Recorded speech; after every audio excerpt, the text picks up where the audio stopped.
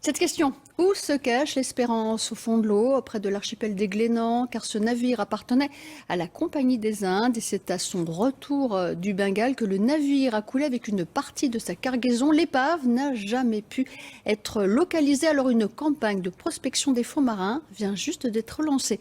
Isabelle Rettig, Stéphane Sauvillier. Il profite de la moindre éclaircie pour plonger. Munis de détecteurs, William, Xavier et Hervé ratissent minutieusement le fond, mètre par mètre, là où ils pensent pouvoir trouver des objets en métal qui auraient appartenu à l'Espérance. Et parfois, la pêche est bonne. Hervé, qu'est-ce que vous avez trouvé? Apparemment, ce serait un boulet compressionné sur une roche et une ferrure. Donc, belle trouvaille.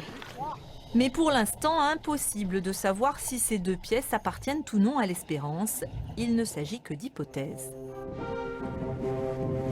Tout ce que l'on sait, c'est que le bateau long de 50 mètres, semblable à celui-ci, a talonné les rochers près des Glénans le 23 mars 1751 à son retour des Indes.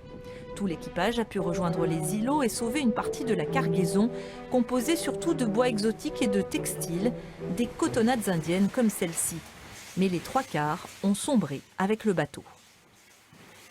Peut-être qu'il reste, par miracle, bien préservé dans un coffre en bois, puisqu'il y a aussi du bois de sapin et du bois rouge à bord de l'Espérance. Ce sont des bois tinctoriaux et qui ont des vertus et qui peut-être ont pu protéger certains ballots de textiles, mais ça, il y a peu de chances quand même de retrouver ces textiles indiens en bon état. À défaut de textiles, on peut imaginer qu'il reste au fond de l'eau des instruments de navigation, des objets du quotidien, des pièces du bateau. Alors, depuis 6 ans, les membres de la SAM ont épluché les archives et les écrits de l'époque et identifié une zone de recherche de 10 km². On a des fonds qui peuvent arriver à 4 mètres, 5 mètres, et donc des objets peuvent très bien rester bloqués au fond. Une zone qu'ils ont eu l'autorisation d'explorer à l'aide d'un magnétomètre. Une sorte de radar qui détecte la moindre anomalie métallique sous l'eau.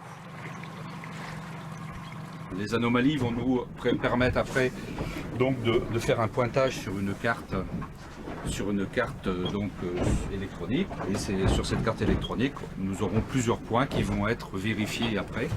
Ça peut être des boulets, mais ça peut être très bien une plaque de tôle, un bateau moderne ou un objet perdu récemment. En 2014, les plongeurs ont déjà retrouvé 3 ancres et un canon non loin d'ici, sans être sûrs là aussi de leur origine. Pourtant, tous en sont persuadés, l'épave de l'Espérance est quelque part par là, toute proche.